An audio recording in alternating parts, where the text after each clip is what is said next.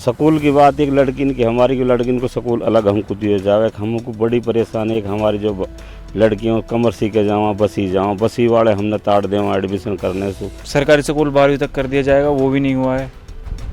और hospital solar light लगाई तो उनमें बैटरियाँ भी नहीं है और रोज़गार तो है ही नहीं है। हम इस समय मेवात के गांव रोज का मेव में खड़े हुए हैं। हालांकि 2016 में इस गांव को राष्ट्रपति द्वारा गोद लिया गया था। उस समय इसे मॉडर्न गांव की उपाधि दी गई थी। हालांकि मॉडर्न गांव की उपाधि तो दे दी गई, लेकिन उसके बाद इस मॉडर्न गांव को कितनी सुविधा मिली और कितने यहाँ पर काम हुए, हमारे साथ गांव के लोग खड़े हुए हैं। आइए उनसे जानते हैं। क्या नाम है आपका? जी, मेरा नाम साहुन है। साहुन भाई, ये बताइए कि गाँव को मॉडर्न बना दिया गया, सुविधा कितनी यहाँ पर? सुविधा जी, उस टाइम जिस टाइम गोद लिया था गांव, उस टाइम तो सुविधा अच्छी थी जी। बढ़िया काम चला था उस टाइम।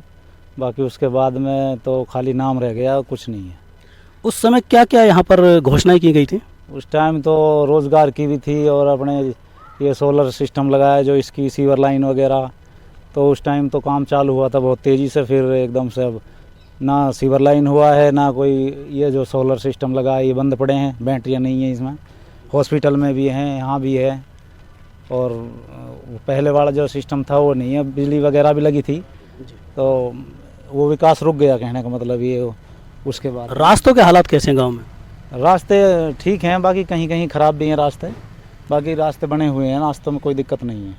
हाँ, लोगों को कहना है कि उस टाइम बातें बहुत की गई थी, लेकिन उसके बाद काफ़ी जो काम थे उस टाइम कुछ दिन चले, लेकिन उसके बाद काम अचानक रोक दिए गए।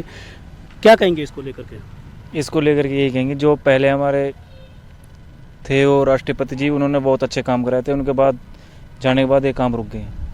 आखिर क्या क्या उस टाइम वादे किए थे जब मॉडर्न गांव बनाया, तो उस टाइम आपको क्या उम्मीदें थी? सरकारी स्कूल 12वीं तक कर दिया जाएगा, वो भी नहीं हुआ है। और हॉस्पिटल सोलर लाइट लगाई तो उनमें बैटरियाँ भी नहीं है और रोज़गार तो है ही नहीं है। रोज़गार बहुत ज़्यादा कम है।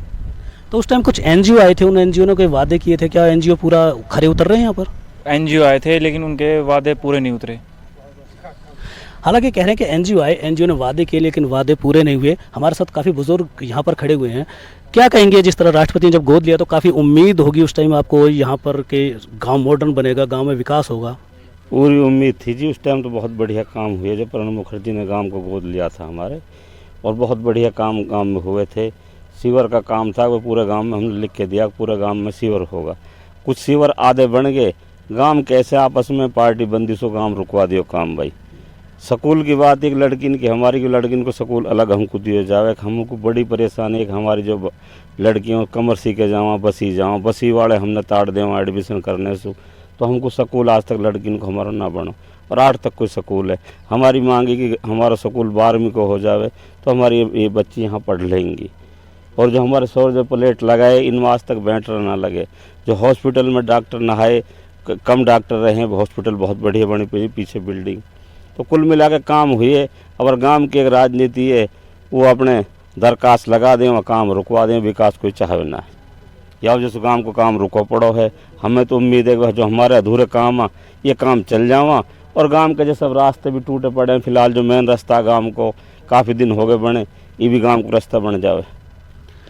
लोगों की अब भी उम्मीद है। 2016 में मॉडर्न गांव बनाया गया, उस समय लोगों को उम्मीद थी कि गांव को एक मॉडर्न बनाया जाएगा, लेकिन आज भी लोगों के दिलों में एक टीस है, और वो टीस यही है कि गांव में आज जिस तरह का विकास चाहते थे वो विकास नहीं हुआ। हालांकि गांव के लोगों पर भी ये आरोप है कि भेदभाव के कारण भी विकास यहाँ का रह रहा है।